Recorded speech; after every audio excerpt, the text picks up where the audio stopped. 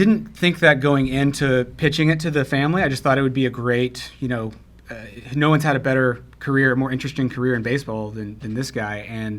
But I think it was when I first met Ruth, and she told me stories about how he would be studying, when he was playing for the Mets, he would be studying books on cattle and ranching and banking, and that he never expected baseball to be a long career. And to me, that gave me an insight into her. And then I read some of her book where especially her chapter where she wrote about the final game in Seattle, where he kind of threw his arm out. That chapter really was very emotional and very moving. And if you spend 5 minutes with Ruth, you realize that she's one of the sweetest people in the entire world.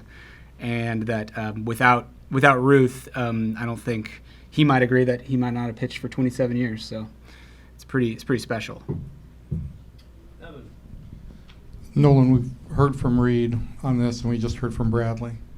The fact that this has kind of turned out in a lot of ways about your relationship with your family, and in particular with Ruth, how did you feel that portion of the story was told, and how difficult was it for you to tell that story? Well, I really thought, Evan, that it would be more focus on my career and what happened in my career, and I really didn't know what to expect, and I guess I really never even thought about the family aspect of it, and the involvement with our children and our grandchildren, and I'm really thrilled that they did that, because I think they captured what was really important role that played in my career, and the fact that we used to take the kids on the road when school was out, and we felt like it was worth the expense, and having them there, and allowing the boys to bat boy and do all the things that they did. So I think they captured that well, and so I was real pleased with it. Bradley, my name's Gil Leberton. I was riding around here when Nolan first came to the Rangers. They've been showing the trailer out here since game one, mm-hmm. and it looks like you had incredible cooperation from former major leaguers. I was wondering what kind of reception you got from them and how that panned out. Unbelievable. I think they're all still a little afraid of him. No. I mean, honestly, we set out a list of people we wanted to interview, and we got almost all of them. And that's not because of me. That's because of these two gentlemen up here. We would give a list to Reed, and we go, hey, Reed, can we interview these people? Pete Rose, George Brett, all, Hall of Famers. And a week later, we'd be like, all right, you got an interview with George, you got an interview with Randy Johnson, you got an interview with Craig Biggio in the Astrodome. The access was unbelievable. And to me, that's like, as a filmmaker, that's like being a kid in a candy store. Getting to talk to these legends, and the legends want to talk back because they're so excited to talk about facing another legend. So. I think the neat thing, when I called a lot of these guys, and I think COVID and just what we've all been through, people wanted to connect, and the conversations I would have on these first calls before they even got there, I'd call Bradley and say, man, you're going to have a ton of stuff, because I just got off an hour phone call with one of these people. That's how it was. None of them were quick. They were all very reflective, and I think we caught the whole crew, my dad included, kind of at the right time in life, when there's been a little bit of time since when they played, all of them, and they're a little bit, more into reflecting on where they are today in their lives. And so it was really a special, special time. Mr. Ryan, my name is Chris, and I got to ask you that question as well, because a lot of those guys you competed against, to see them now, grace your career, your prestigious career. Can you talk about that? Well, it's interesting. I found it really interesting, their perspective and how they felt about facing me, and because obviously I got it from one perspective, and that was being the pitcher and the competitor that I was, and like I said in my Hall of Fame, I particularly didn't care for him, and that was my mindset, but that's the things I had to do to compete, and enjoy being around them a lot more now that I don't have to worry about getting them out. But I found it was real interesting, and I think it brings a different dynamic to the documentary. Yeah, I enjoyed the George Brett, comments because he hit 300 off of you, I think, didn't he, for his lifetime? You have to ask Pete. Pete's Yeah, Pete would know. Pete knows but all Rose those would know that numbers. answer. if you talked to George, you would never thought he got a hit off of him. Yeah, Levi. right there. I think it's interesting to hear you talk about those players that you played against and the respect that they have for you as an opponent. And I'm just curious if you were to make another documentary, who would be the player that you would be happy to talk about from the time that you competed against those guys? Is there anybody that stands out? Oh, there's a lot of players. Every pitcher has players that they have good success with, and then there's other players that you don't. But to give you an example, I thought Henry Aaron was as tough out as I faced because not only was he a great power hitter, but he was a great hitter, and he didn't swing at bad pitches, and he was very selective. And at that stage of my career, when I faced him, wasn't a good time because I didn't have a good curveball. I had a good curveball, but it was very inconsistent, so I couldn't throw it in a lot of situations. And he was a good fastball hitter. So there were people like that, and I always tell this story that one year when Sal Bando was with the Oakland A's, it didn't matter what I threw up there, Sal Bando couldn't hit me.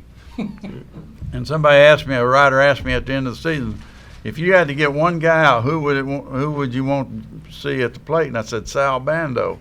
Well, next year I couldn't get him out. It didn't matter what I threw, and I said, I'll be darned if I'm ever opening my mouth again like that.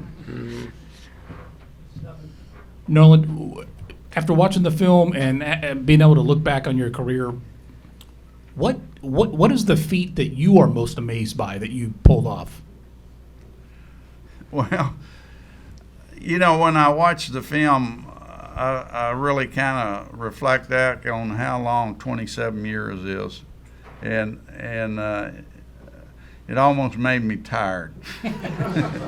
And the commitment that I had to make to compete for that long, but I took a lot of pride in being in shape and being able to compete with people that were half my age, so that was also a factor that came into play. But I think just realizing over the span of time that took in.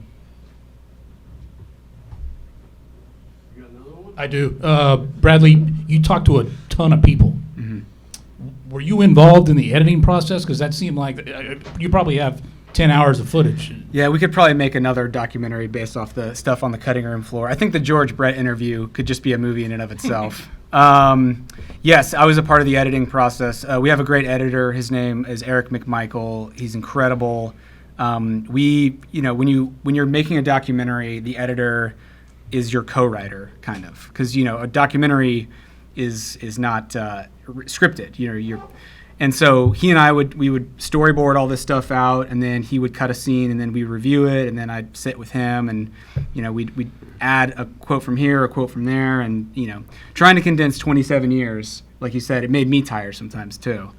But yeah, it was thrilling to get to watch, especially when all the Major League Baseball footage would come in, and we'd get to see some of these things that guys were telling the stories about. That was really thrilling to watch.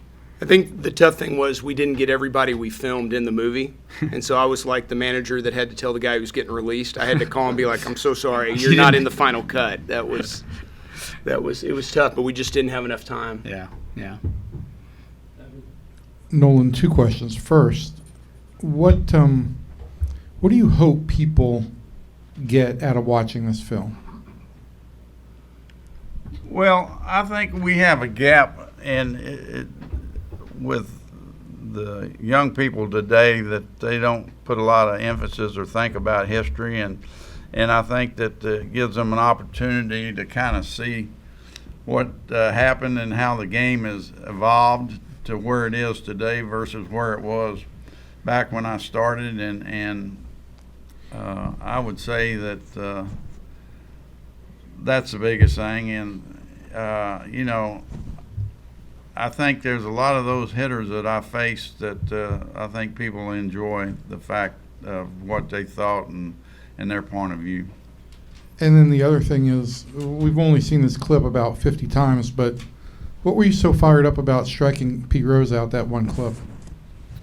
Well, I think that was you edited in the when you were doing this. No, that was The Mad Hungarian. No, the guy from Cincinnati they called the Animal used to do that. Brad Leslie. And that was against Cincinnati. Yeah, okay, Yeah, all right, okay. it didn't have anything to do with Pete. Okay, all right. Yeah. He was kind of making fun of the guy.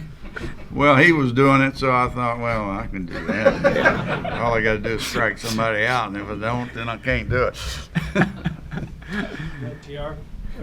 Speaking of history, a couple of historical topics. Number one, in '89, how amazing was it for you looking back now that you ended up leaving the Astros and coming to Texas? And that '89 season seemed like, from a personal standpoint, everything went well for you. What was that whole transition in year like for you?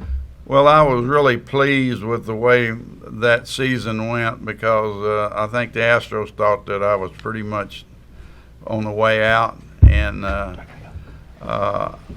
couldn't have been any happier with making that change over with the Rangers, and the fact that I felt like that I had a really good year for them. Secondly, you were only supposed to be here for 1 year. I think you thought this would be your last year, but you ended up staying for 4 more. And I think you thought this team was close to winning. So my question is, you had a lot of good things happen to you, the no-hitters and the 300th win, but you guys did not quite get to where you wanted to go as a team. What were those 4 years for you like in the 90s? Well, I had given the Rangers asked for option for another year, and so I really came here with the intent of playing 1 year, and when they exercised their option, I had the opportunity to say no, I'm not, but I enjoyed the '89 season so much, and I thought we were on the verge of being real competitive that I chose to come back. And then the last year I was here, I really had problems staying healthy with my knee problem and the arm problem I had in Seattle. And so that winter I announced that going into that year that I was going to retire. And Doug Melvin was the new GM. And he called me that winter and asked me if I'd consider coming back for 1 more year. And I told him, I said, Doug, if I honestly thought I could give you 200 innings, I would be there. But I don't believe I can do that. I said, I think my body's trying to tell me something. And so, when I reflect back on that last year, probably stayed a year too long. And but, the fact that the 6th and 7th no-hitter happened, 5,000 strikeouts, there were some personal things that happened here that made my stay with the Rangers even that much more enjoyable. I wish the wild card would have been in. They might have snuck in one of those years. They were close. But the no-hitters, you thought that was in your past, right? I really did. When I threw the 5th against the Dodgers, I really thought that was part of my career that was behind me. And so certainly when the 6th and 7th came along, I certainly didn't anticipate that. Even though there had been times I'd gotten close, but that didn't happen. Yeah, you drove us crazy several times before that. To finally get the 6th and 7th, what did that mean to you? The 6th and 7th no-hitter. Well, that was, when I look back on those games, if you look back on the 7th, I had a really good breaking ball that night, and I think that was the difference. And then also when I look back on the 6th and 7th, there were plays that were made that put me in that position, whether it's Jeff Houston making that play on Ricky Henderson or Gary Pettis catching that little blooper in center field, so everything has to come together, and it just happened to do that. Take 2 more, Ozzie and then Levi. Yeah, Nolan, we know about your pitching, but today is the 35th anniversary of your last Major League home run against, ironically, the Braves. And one of the other home runs was against the Hall of Famer. You want to talk about some of your home runs? Well, I tell people, I said half my big league home runs were off Hall of Famers because the first one was off Don Sutton, and Don never liked hearing that. But anyway, I think everybody, all pitchers would like to hit, and I think one thing that the game before they came in with the DH like it is now is that they could put more emphasis on pitchers hitting, trying to make them more part of the offense. But I think coming in with the DH, I never was comfortable with the fact that one league had DH, the other league didn't, and they switched back and forth, and you had injuries show up, and that could be real detrimental to an organization trying to win. So. That's one, Levi. So you had a ton of iconic moments here, whether it be the no hitters, the 5,000 strikeout, the 300th win, the Robin Ventura, the bloody lip from Bo Jackson. Is there one moment from your time with the Rangers when you look back that sticks out to you above the rest? Well, there's events that happen that are meaningful to me, and because of what happened around them, and like it's the 5,000 strikeout, being Ricky, and the electricity in the ballpark that night. That's really special, and so it was special to me to be part of that. The seventh no hitter here, being at home, and certainly. Was special, and the fact that you don't ever anticipate those things, and then you look back on the bloody lip or the Robin Ventura.